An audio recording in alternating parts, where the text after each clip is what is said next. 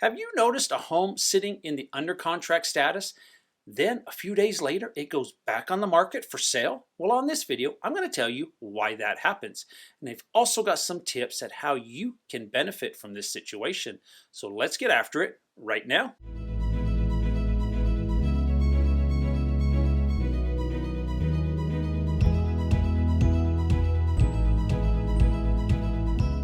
Welcome to the Living in Utah channel. I'm Mike Gallagher. I'm a local real estate agent right here in the area. We talk everything on this channel about the state of Utah, eating, sleeping, drinking, playing. If you'd like to find out more, you may consider tapping that subscribe button down below and hitting that bell notification, and you'll receive an alert every time I release a new video. And honestly, we've been helping people from all over the world buy or sell real estate right here in the local area. We absolutely love it. I am the one who answers the phone calls, the emails, the text messages. So give me a call, shoot me a text, send me an email, 7 days a week. We got your back when moving to the U state. We all know by now that homes fly off the market and you barely get a chance to view any of them.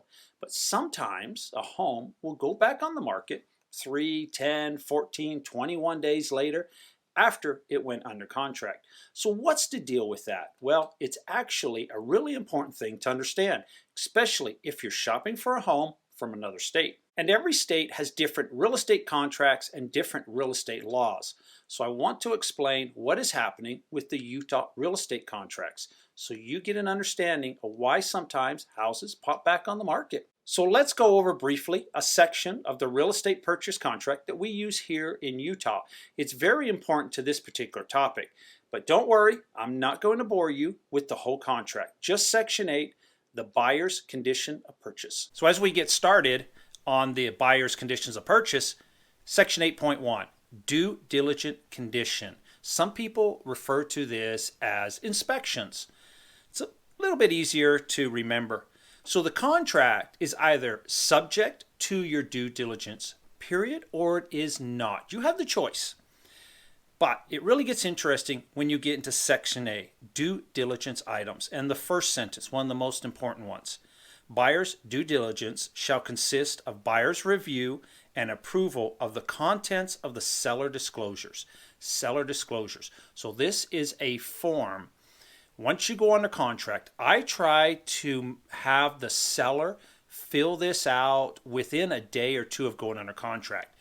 This item is free to the buyer. So you get the ability to obtain certain information free of charge without having to pay for a home inspector.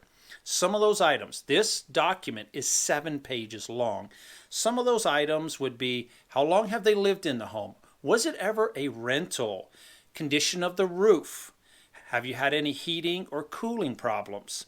Any kind of structural issues? Any kind of mold problems? Any kind of electrical problems? And many more questions. Anybody who has lived in the house would easily be able to handle these questions without being an expert or an engineer or an inspector. So you are entitled to that report. If you're working with a buyer's agent that does not get you that report, I would probably not walk away from the deal, but run away from the deal. So on top of the seller's disclosures, you are also entitled to any other tests, evaluations, and verifications of the property deemed necessary or appropriate by the buyer, such as the physical condition of the property, the existence of hazardous substances, environmental issues, or geological conditions, the square footage or acreage of the land and or improvements, the condition of the roof, the walls, the foundation, the plumbing, the electrical, the mechanical, the heating and AC, the fixtures, the condition of all the appliances, and also the costs and availability of homeowners insurance and flood insurance. You are basically entitled to do whatever research you want or whatever inspection that you would like to do so that you can determine if you like to stay in this contract or exit the contract. Another part of this section that I really like is Section B, buyer's right to cancel or resolve objections. So you have the absolute right to cancel for any reason, or you can object to something and try to negotiate. Let's say the hot water heater, and a home inspector comes out, the hot water heater is deemed that it's rusted out on the bottom and will need replaced. You can pull out of the deal, Or you can write up a repair addendum and ask that the seller repairs or replaces the hot water heater. Now that's a negotiation. The seller has the right to say, no, no, no, no, I will not do that.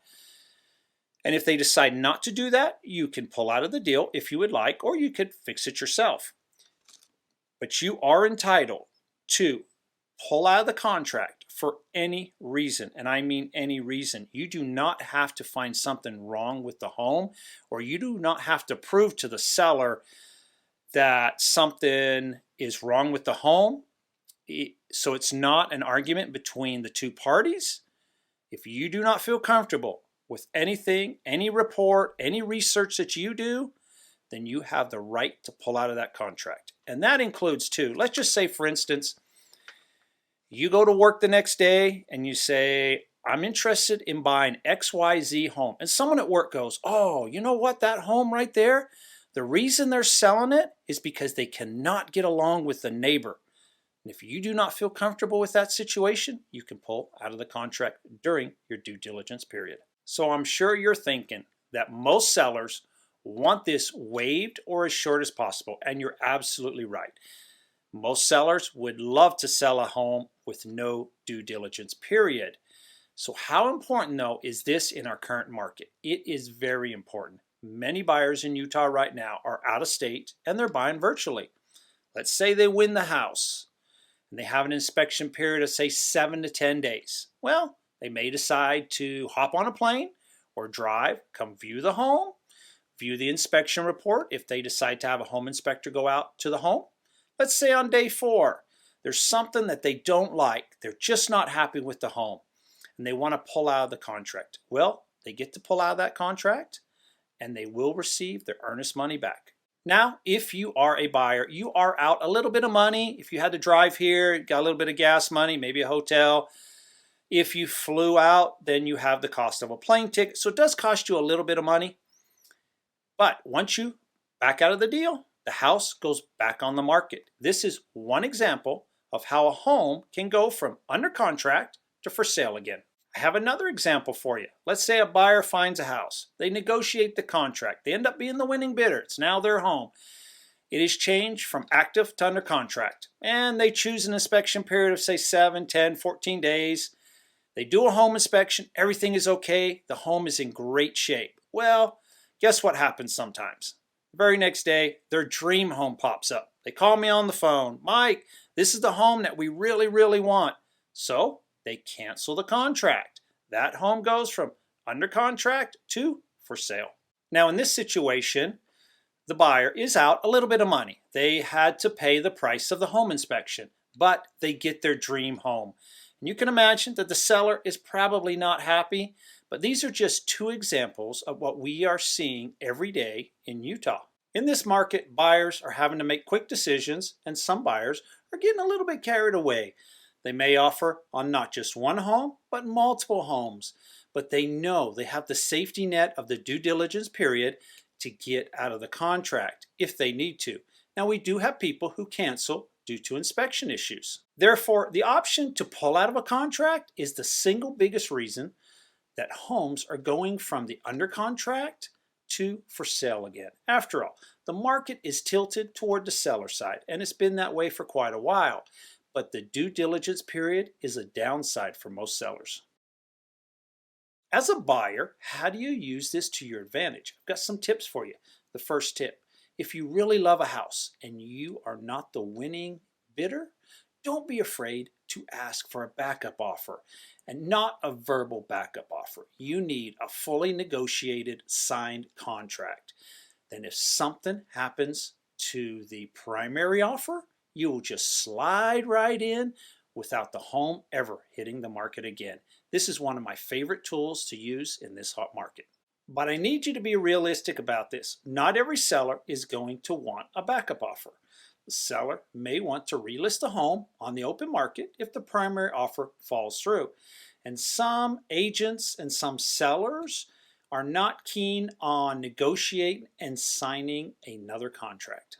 Believe me, not accepting a backup offer is very common. A lot of agents and sellers say, "Oh, Mike, don't worry about it. I'll let you know if something falls through." Sometimes they do, sometimes they don't. But if you have that signed contract, it has to be honored. Sometimes I think it's the wild, wild west out there, folks. You have to do whatever you can if you really like a house to convince the agent and the seller to allow you to have an actual written backup contract.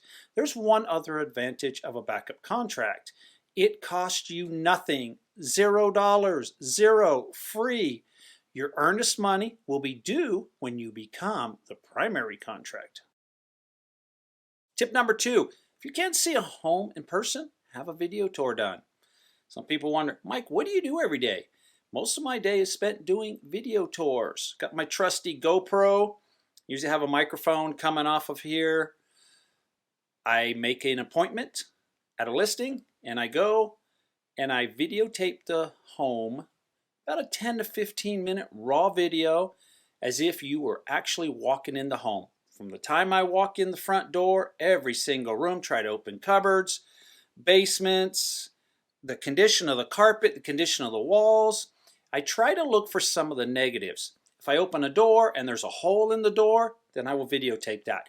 If there is a nick out of the wall, I videotape that so that you get a good description of what the condition of the home is. When you look at the photos online, most of the photos always look great, 100% great. But how many times do you see a photograph of a nick in a wall, a hole in a door, carpet that's frayed, tile that is broken?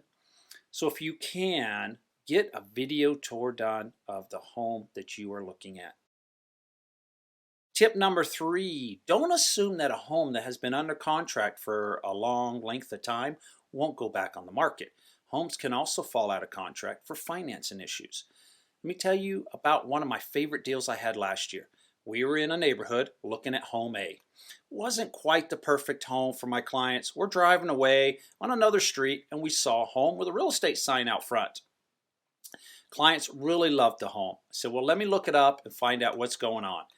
Looked it up on the computer and the home was under contract. But this was a home that they really had a solid interest in. So I made a phone call to the agent. Come to find out that the home was under contract for quite a few months and it had many extensions to that contract. I managed to talk the agent into a showing. I said, we'll be really quick, just 10 minutes. And the clients fell in love with the home. So we asked for and we received a signed, negotiated backup contract. Well, guess what happened? Yes, that home fell out of contract and we were there to take right over. The home never hit the market again. I mean, it felt like being in the Super Bowl, coming in at the last minute to score that winning touchdown. Tip number 4, waive the inspection. You do have the option to waive your due diligence, period. Now the idea, honestly, it makes me cringe. But if you choose this option, you can still inspect the home. But if you cancel that contract, you do not get your earnest money back. And in this market, earnest money can be large sums of money. So be very, very careful. As a professional, I have to mention this option, but I'm not a big fan of waiving inspections. Tip number 5, the repair addendum. Not many agents like to use this form. If you find something that needs to be fixed, repaired, or replaced, write it up in a repair addendum and give it to the seller. They have 3 options: yes, no, or compromise. I know sellers don't want to do repairs, but they also don't want you to walk away from the deal. Many agents don't use this form. Maybe they're afraid of causing waves. I hope this answers the question on why some homes are popping back on the market, and hopefully you'll use some of my tips. If you have any questions, by all means, reach out to me. Glad to answer anything that I can. You can call me, text me, shoot me an email. Until the next video, take care and stay safe.